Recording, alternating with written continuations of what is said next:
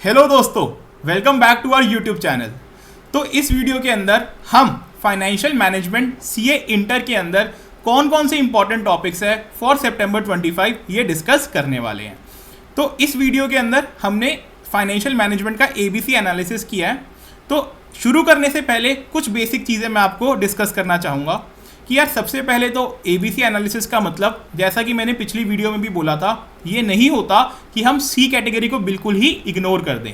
इसका मतलब ये होता है कि अगर हम 3 से 4 रिवीजन करना चाह रहे हैं पूरे सब्जेक्ट की, तो हमें ए कैटेगरी की जो है रिवीजन वो 3 बार करना है तो हमें 3 बार करनी चाहिए। बी कैटेगरी आप 2 बार कर सकते हैं एंड सी कैटेगरी आप 1 बार कर सकते हैं। इसका रीज़न सिंपल सा होता है कि कभी मान लो आईसीआई ने सी कैटेगरी से 2-4 नंबर का फालतू एमसीक्यूज डाल दिए या क्वेश्चन डाल दिया, तो अगर आपने उसकी अंडरस्टैंडिंग करी होगी तो एटलीस्ट आप उसको अटेम्प्ट जरूर कर पाएंगे, उसको छोड़ेंगे नहीं।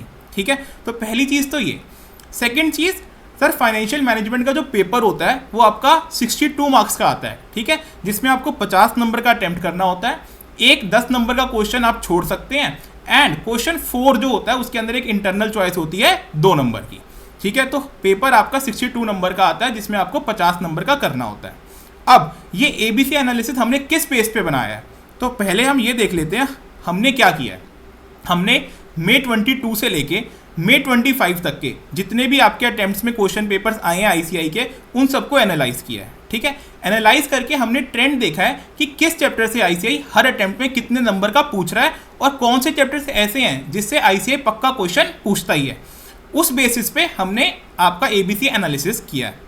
इसके अंदर एक मैं आपको चीज़ छोटी सी बता दूं कि ये जो आपके 2 टॉपिक्स है, scope and objectives of financial management and types of financing, ठीक है, ये आपके थ्योरी टॉपिक्स हैं आपके फाइनेंशियल मैनेजमेंट में, और हर एग्जाम में आपको इन दोनों चैप्टर से क्वेश्चन पक्का देखने को मिलेगा। ठीक है, फर्स्ट चैप्टर से मान लीजिए आपको 4 नंबर का मिलेगा और सेकंड चैप्टर से 6 से 8 नंबर का क्वेश्चन देखने को मिल सकता है।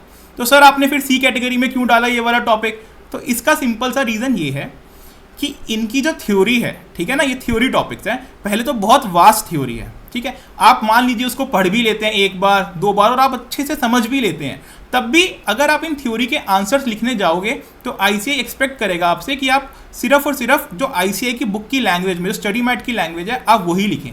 तो अगर आप पूरे इन चैप्टर्स को अच्छे से पढ़ोगे और वो सारे जितने भी आईसीआई की लैंग्वेज है उसको याद करोगे तो वो बहुत टाइम कंज्यूमिंग एक्टिविटी हो जाएगी।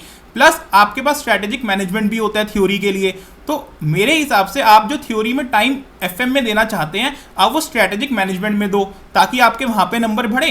और यहाँ पे तो आपके पास ऑप्शन है ही प्रैक्टिकल करने का, है ना। हाँ, अगर कुछ बच्चे ऐसे हैं जिनका प्रैक्टिकल वीक रहता है और जिनको लगता है कि हम थ्योरी में बहुत अच्छा परफॉर्म कर सकते हैं, तो आप क्या करिए, आप इसमें से कोई भी एक चैप्टर छोड़ दो। ठीक है ना, जो भी 8 नंबर का चैप्टर है उसमें से एक चैप्टर आप छोड़ दो और इन दोनों को आप, जो आपका फर्स्ट और सेकंड चैप्टर है, आप इन दोनों को कर लो। ठीक है, अगर आपको लगता है कि आप थ्योरी में ज़्यादा स्ट्रांग है तो एक कैटेगरी में से एक चैप्टर जो 8 नंबर की वेटेज का है, जो आपको लगता है ज़्यादा डिफिकल्ट है, उसको छोड़ दो और आप ये थ्योरी अच्छे से कर लो। चलिए, अब कैटेगरी ए के अंदर क्या क्या है उसको हम डिस्कस कर लेते हैं। पहला चैप्टर मैंने डाला है रेशियो एनालिसिस का, जिसका हर एग्जाम में आप मान के चलिए 5 से 6 नंबर का क्वेश्चन आपको पक्का देखने को मिलेगा।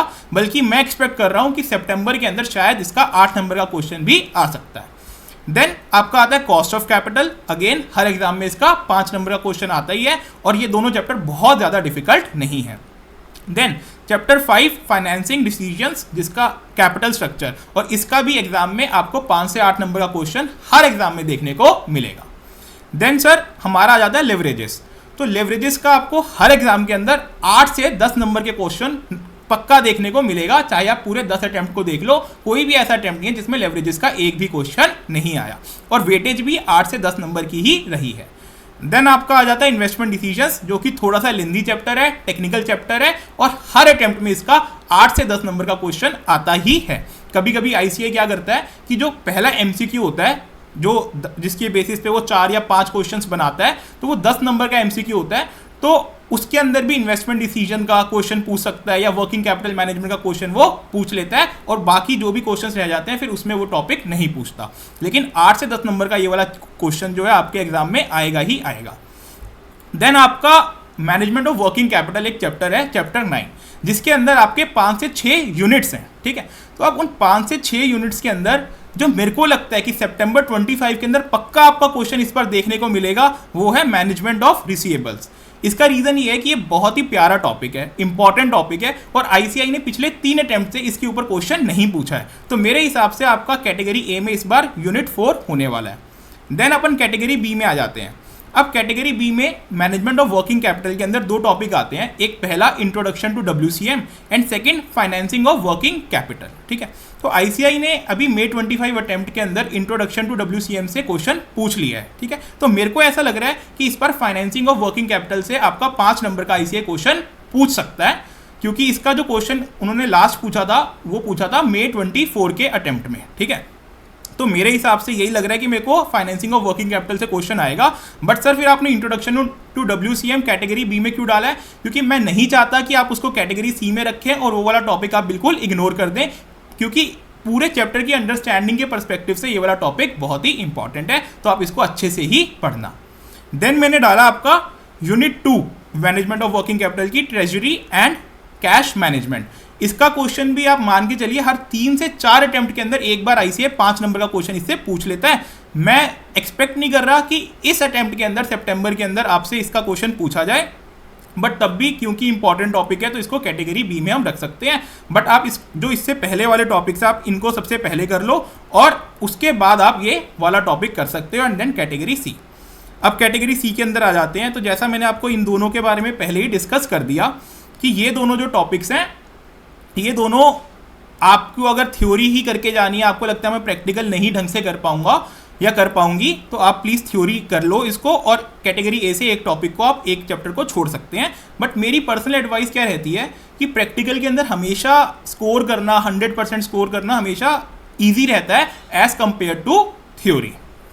Then dividend decision. तो देखो यार, डिविडेंड डिसीजंस का भी हर एग्जाम में आपको 5 नंबर का क्वेश्चन देखने को मिलता है, लेकिन क्योंकि आपके पास इंटरनल चॉइस भी होती है एक क्वेश्चन की, ठीक है, और मतलब 5 नंबर के लिए पूरा चैप्टर करना ऑल्दो एक बहुत ज़्यादा डिफिकल्ट चैप्टर नहीं है, तो मेरे को लग रहा है कि आप इसको कैटेगरी सी में रख सकते हैं। इसमें कोई भी दिक्कत नहीं है, क्योंकि कभी भी आईसीआई इससे आपसे ज़्यादा नंबर का क्वेश्चन नहीं पूछता है, ठीक है। तो ये आपका एबीसी एनालिसिस हो गया है।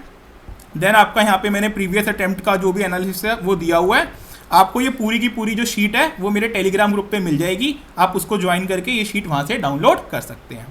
एंड अगर आपको ये वीडियोस अच्छी लग रही हैं तो प्लीज़ चैनल को सब्सक्राइब करें, अपने दोस्तों के साथ शेयर करें। ऑल द बेस्ट दोस्तों, keep working hard, keep studying hard. Bye bye.